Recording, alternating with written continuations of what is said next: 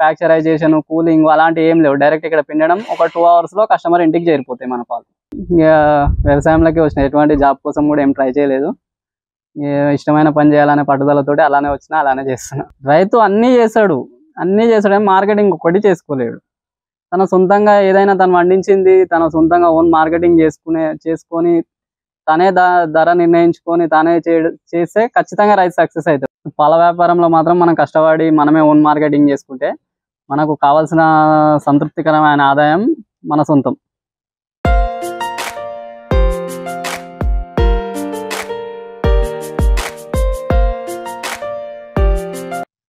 నా పేరు మధు.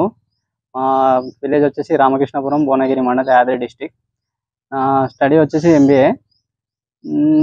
నేను ఒక 5 years నుంచి న్యాచురల్ ఫార్మింగ్ చేస్తున్నాను. ఇక మనకు చిన్న ఉన్నప్పటి నుంచి న్యాచురల్ ఫార్మింగ్ అంటే ఇంట్రెస్ట్. అలా అదే చేయాలి అని చెప్పేసి జాబ్ కూడా ఏం చేయలేదు, న్యాచురల్ ఫార్మింగ్కి వచ్చాను, ఇదే చేస్తున్నాను. ఇంతకుముందు ఆర్గానిక్ పద్ధతిలో కూరగాయలు, పపాయ తోట పండించాను.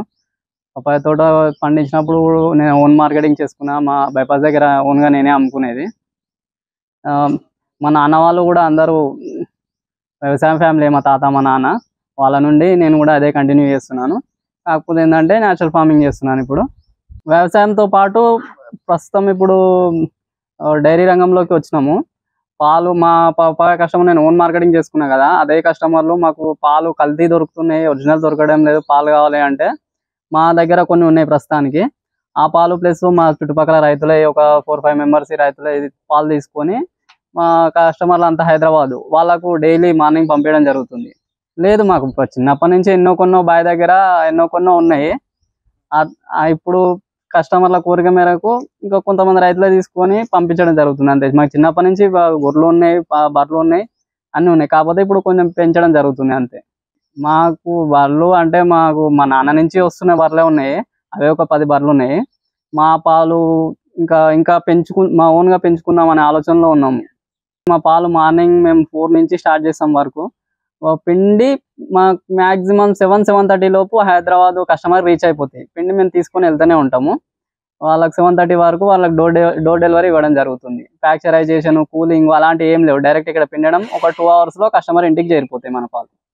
3-4 days వరకు ఉంటాయి.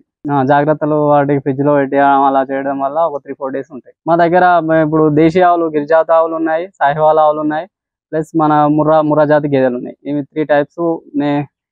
నెయ్యి, పాలు ప్రస్తుతానికి మన దగ్గర ఉంది. డైలీ మాకు మార్నింగ్ వచ్చేసి ఒక 64-65 liters మార్నింగ్ వెళ్తాయి.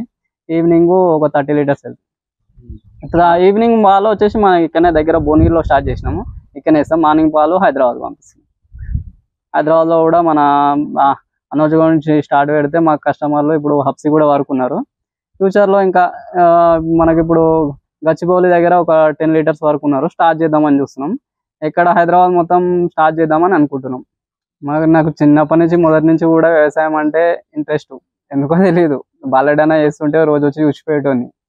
అలానే వ్యవసాయంలోకి వచ్చిన ఎటువంటి జాబ్ కోసం కూడా ఏం ట్రై చేయలేదు.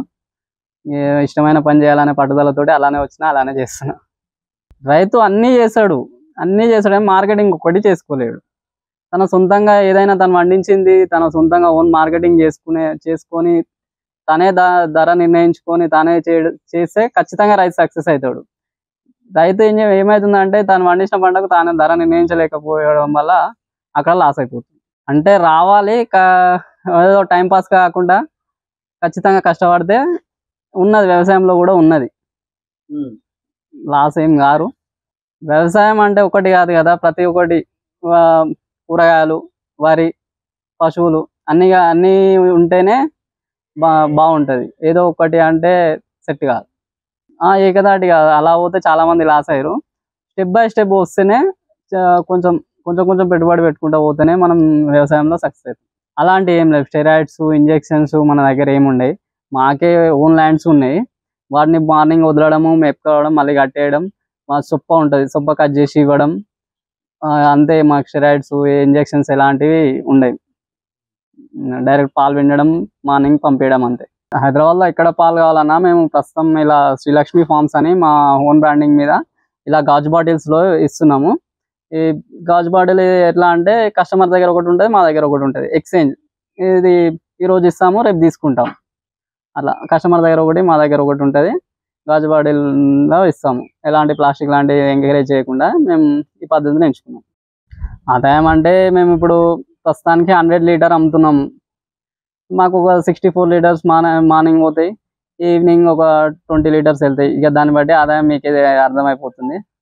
పాల వ్యాపారంలో మాత్రం మనం కష్టపడి మనమే ఓన్ మార్కెటింగ్ చేసుకుంటే మనకు కావాల్సిన సంతృప్తికరమైన ఆదాయం మన సొంతం.